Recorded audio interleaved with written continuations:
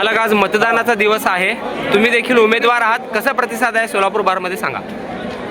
Bar council Maharashtra आणि गोवा ची निवडणूक जवळजवळ 6 ते 7 वर्षांनी होत आहे. त्यामुळे मतदारांमध्ये प्रचंड उत्साह आहे. सोलापूर शहरच नव्हे तर समग्र महाराष्ट्र आणि गोव्यामधून जे काय बातम्या येत आहेत त्यावरून अत्यंत प्रतिसाद खूपच चांगला आहे.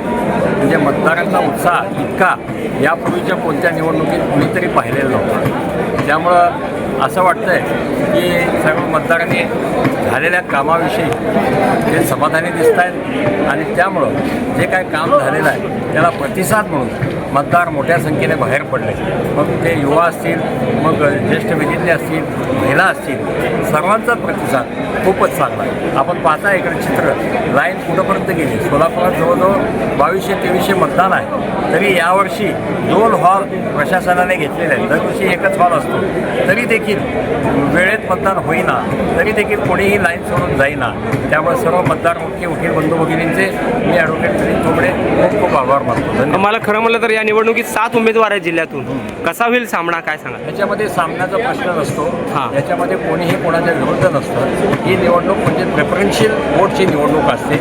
मला 1 नंबर दिलं तर तोच मतदार दुसऱ्याला, तिसऱ्याला, चौथ्याला चौथा देऊ शकतो. त्यामुळे प्रत्येकाच्या मताला किंमत असते.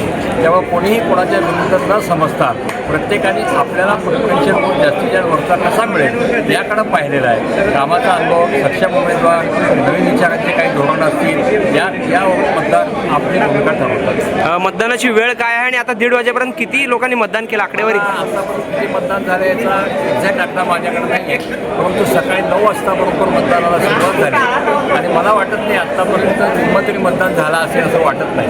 भाग अजून कमीच आहे. थोडंसं प्रशासनाने फास्ट हालचाल आतमध्ये करायला पाहिजे, तशी विनंती आम्ही सगळे उमेदवार त्या ठिकाणी करू.